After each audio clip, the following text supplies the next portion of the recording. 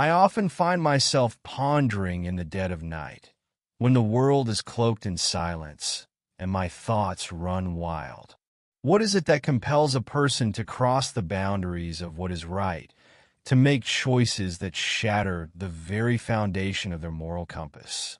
Is it the all-consuming power of love, that irrational force that makes us do things we never thought possible? Or perhaps it's the crippling weakness of our will, the inability to resist the pleas of those we hold dear? As I sit in my study, the dim light of the desk lamp casting long shadows on the walls, my fingers absently trace the patterns on the wooden table. Memories flood back, each one more painful than the last, and I'm reminded of the fateful decision that set me on this disastrous path. It was as if I had unwittingly opened Pandora's box, releasing a torrent of chaos and heartbreak that would forever change my life. It was an ordinary weekend afternoon, the kind that promised relaxation and a break from the daily grind. The sunlight streamed through the windows, bathing the living room in a warm, golden glow. My wife and I were sprawled on the sofa, engrossed in a mindless movie, when the shrill sound of the doorbell jolted us out of our reverie. My wife jumped up, a look of mild annoyance on her face at the interruption.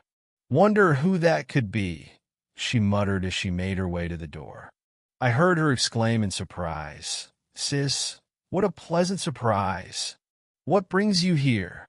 Curiosity piqued, I got up and followed her.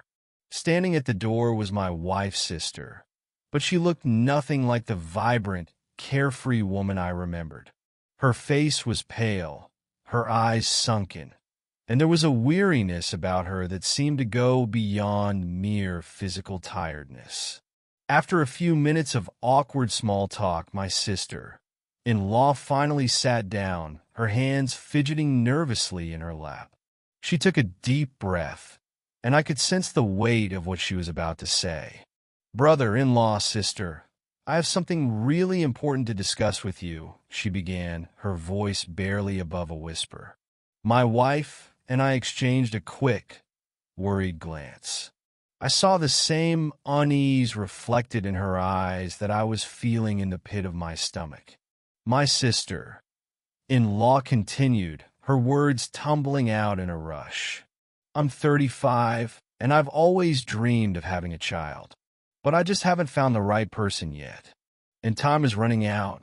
I've thought about this long and hard, and I was wondering, could you, brother-in-law, be my sperm donor?" The words hung in the air, heavy and suffocating. I stared at her, my mind blank for a moment, unable to process what she had just asked. It was like a punch in the gut, leaving me winded and stunned. My wife, too, was speechless, her mouth hanging open in shock. Finally, my wife stammered, "Sis, this is huge. It's not something we can decide on the spot." My sister-in-law launched into a passionate plea, her eyes welling up with tears. She talked about her biological clock ticking, her fear of never experiencing motherhood, and her desire to have a child who was at least biologically related to her. I sat there, torn between my sense of morality and my desire to help her. On one hand, this was my wife's sister, someone I had known for years, someone who was practically family. Her pain was palpable, and I couldn't bear the thought of turning my back on her. On the other hand, this was a request that went against everything I had ever believed in. The ethical and moral implications were staggering. I looked at my wife, desperately seeking guidance, but she just sat there, her head bowed, refusing to meet my eyes. For days, the request haunted me. I couldn't sleep, couldn't eat. Every time I closed my eyes, I saw my sister-in-law's pleading face. I tried to talk to my wife about it, but she seemed evasive, brushing off my concerns with vague reassurances. In the end, after a week of agonizing soul searching, I caved. Under the weight of my sister-in-law's desperate pleas and my wife's silent acquiescence, I reluctantly agreed. The following weeks were a blur of doctor's appointments, medical procedures, and a growing sense of unease. I felt like I was living in a surreal nightmare, going through the motions but unable to fully comprehend what I was doing. Every time I thought about the child that would soon be born, a child who would be my biological offspring but would call someone else father, a wave of nausea washed over me. My wife, who had initially seemed supportive, began to act strangely. She became distant, often lost in thought. Whenever I tried to talk to her about how I was feeling, she would change the subject or make some excuse to leave the room. I brushed it off at first, attributing it to the stress of the situation, but deep down, I knew something was wrong. The day of the artificial insemination arrived, and I was a bundle of nerves. As I lay on the cold hospital bed, the sterile smell of the room assaulting my nostrils, I felt a sense of dread wash over me. The doctor's voice seemed distant, as if coming from a long way off, as he explained the procedure.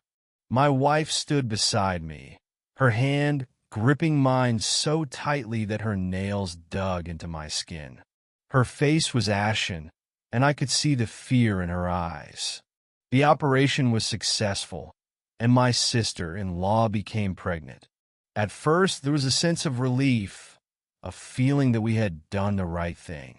But as the days turned into weeks, and my sister-in-law's belly grew bigger, the atmosphere at home grew more and more tense.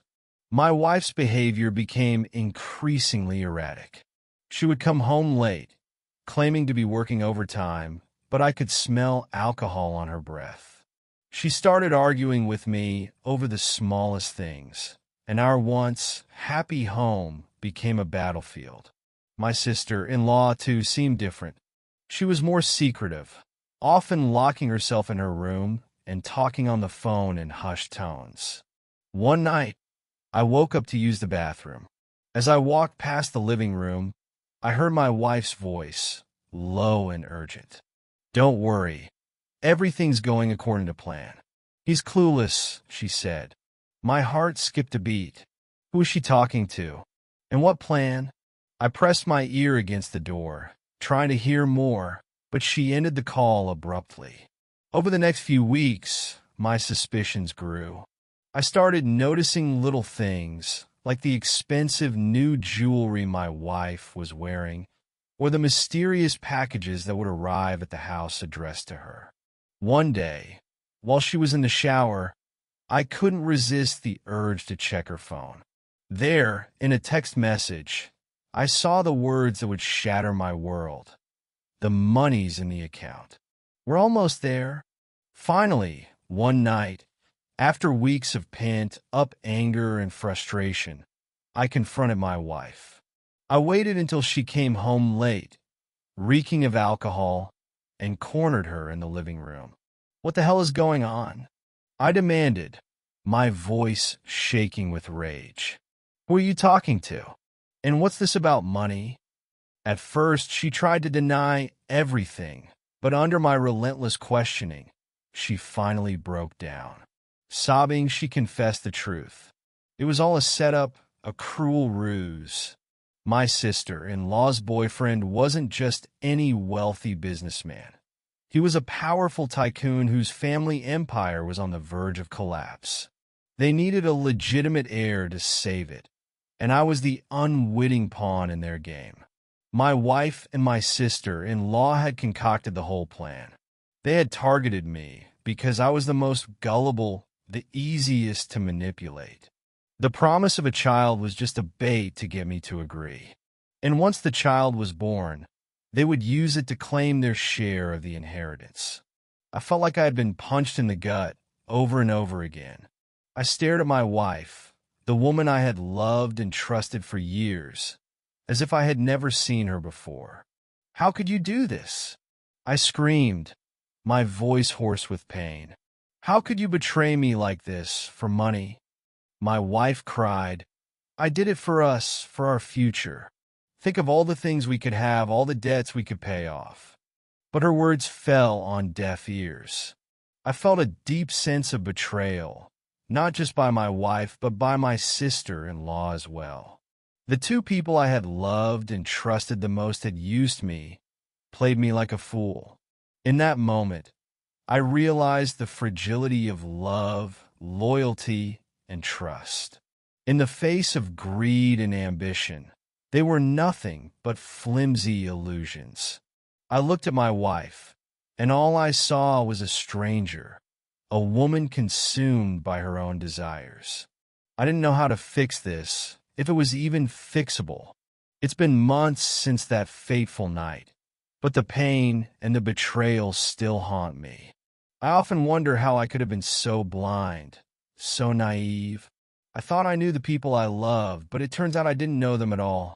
I'm left with a million questions. Questions about love, loyalty, and the true nature of human relationships. How do we define these things? And when faced with the allure of power and wealth, how do we hold on to our principles? These are questions that will probably never have a clear-cut answer, but they will stay with me forever, a constant reminder of the darkness that can lurk within the people we hold dear. And I vow to never let myself be so easily deceived again, no matter the cost.